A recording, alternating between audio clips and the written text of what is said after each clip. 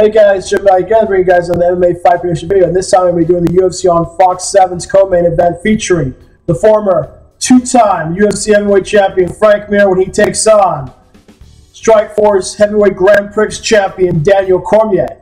I will give you guys a full run-through of all the elements concerning this heavyweight contest, such as what led to this fight, what these guys have been up to lately, and more importantly, their strengths, and who's going to come out victorious. Now, without further ado, let's get this thing started right now.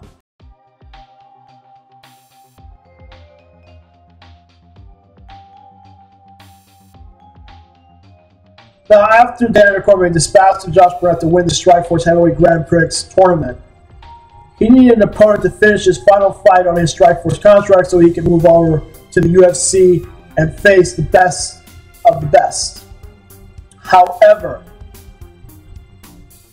who was going to face him was the question, because all the heavyweights in Strikeforce, aside from himself and Barnett, were moved over to the UFC.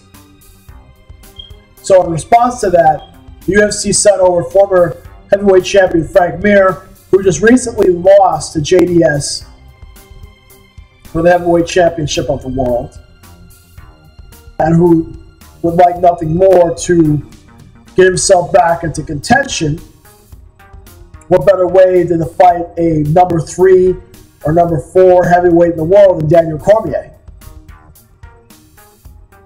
So the fight between Mir and Cormier was set to go down for the Strikeforce and Showtime November event dubbed Mir versus Cormier. However, this Strikeforce versus UFC special attraction could not commence due to Frank pulling out due to injury, thus leaving Daniel without an opponent. Subsequent to that, the event was canceled due to the higher-ups not being able to produce a main event that was strong enough to carry the card. Nevertheless, Daniel was moved over to the January final Strikeforce event opposite of veteran Dion Starring, a very undersized heavyweight, a guy who mostly competes at light heavyweight but was chosen to face Daniel in his final Strikeforce fight. And Daniel was a heavy favorite over this guy, who none of us wanted him to fight in the first place, but it is what it is. Daniel dispatched of this man within 2 rounds, controlled every single aspect of the fight,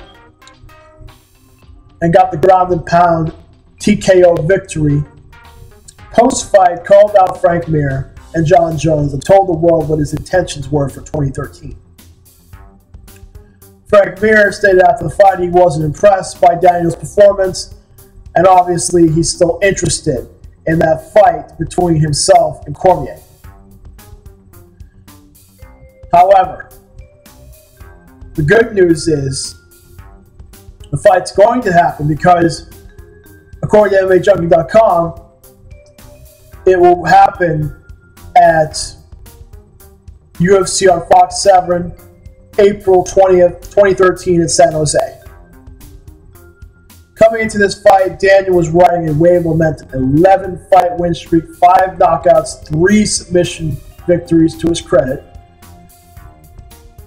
with notable wins over former UFC heavyweight champion Josh Barnett, former Elite XC heavyweight champion Bigfoot Silva, and a win over a very tough veteran, Jeff Monson, who's fought in almost every organization in MMA that matters, and fought some of the best fighters in the world. For Frank Mir, coming into this fight, like I stated before, he's coming off that JDS loss and he's looking to regain a spot in title contention. Before he lost to JDS, he was on a 3-fight win streak with wins over Mirko Cro Cop with a KO by knee, a complete domination of Roy Nelson, the UFC 130 contest where he outclassed him on the feet, took him down multiple times throughout the fight, and controlled the top control. But what sticks out the most of that 3-fight win streak was his comeback victory over Minotauro Nogueira, because Minotauro had him badly hurt. Could have finished him by knockout, but he decided to go for a guillotine choke. I'm thinking to myself, what in the blue hell are you thinking? You got the knockout victory. Go for the knockout. But instead, he slapped on a guillotine, and Frank was able to get out of that reverse position, slap on a Kimura, break his arm, and making him tap all at the same time, because Minotauro was not going to tap. He tried to get out of it, but he couldn't.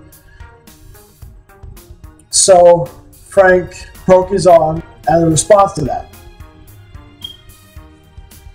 Now, the stakes for this fight are very simple.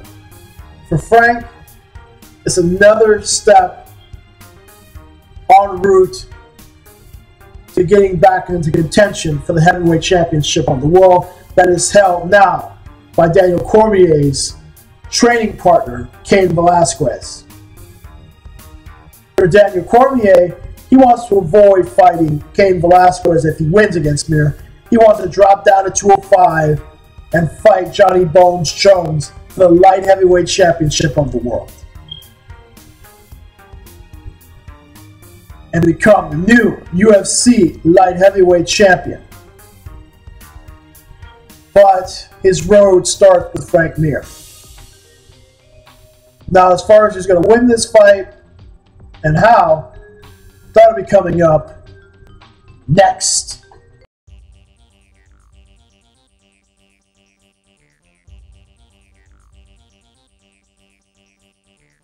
Now, Daniel Cormier has a superior advantage over Frank Mir in the wrestling department, mainly because he's an Olympic caliber wrestler, while Mir is a high school level wrestler, although Mir has tried to improve his wrestling over the years, bringing in some of the best guys to spar with him, but by the time they fight, he will not be able to close that gap wrestling-wise. Now, Cormier's striking has improved leaps and bounds. He has heavy hands, great kicks that'll stun you, and his fights rarely give him a decision at all. And the rest of his fights have ended in finishes. He's got like 3 decisions, and everything else like knockouts or submissions. However, Mir clearly outranks him on the ground, because Mir is a black belt precision jiu-jitsu, and when he slaps on a submission, you have 2 choices: tap or he snaps it. What's it gonna be?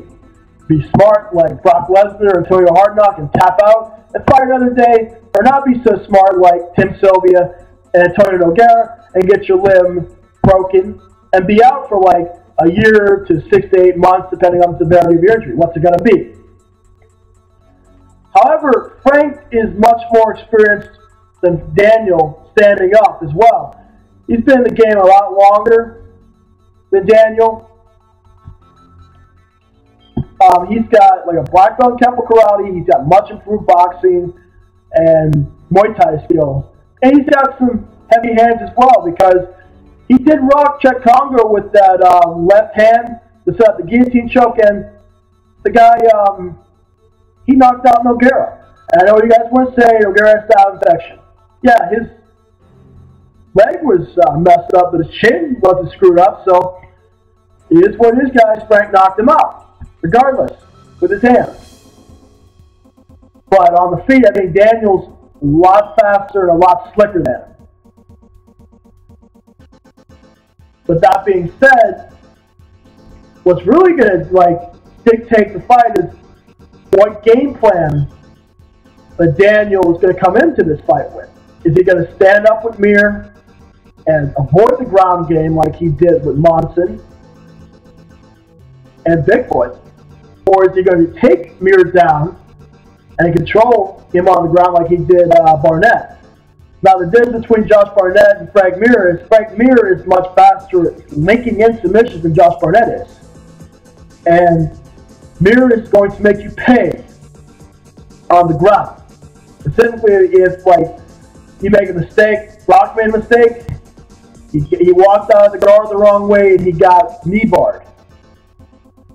And Josh Barnett did catch Danny with a deep leg lock or toe hold or something, and he was able to roll out of it. But if he rolls out of that like he did against Josh Barnett, he can just forget, because Frank is not letting it go. By the time he tries to do that, what he did to Barnett on Frank, like knee bar or toe hold attempt, it'll be ripped off. That's how quick and vicious Frank Mir is on the ground. So he's got to be careful there. He's got to control Frank's posture, stay chest on chest, control his wrists, and specifically if he's in the half guard, he needs to control Frank's head and basically punch him, short punch like he did, like Lesnar was doing, and control his wrist to prevent him from fighting back. And if the fight gets stood up again, back Frank up against the cage and just try to tear him to pieces that way. By throwing in some kicks and some punches. It doesn't take a lot to knock Frank out, because it's very evident what Nogueira did. He just used a lot of straight punches. They were going in, they were connecting the right way on his chin, and he went down. Danny could do the exact same thing, because he hits a lot harder than Nogueira. He's more diverse with his attacks, so he could do it that way. But Frank's main way to win this fight is to get this to the ground, not be on the bottom so much, avoid the ground and pound,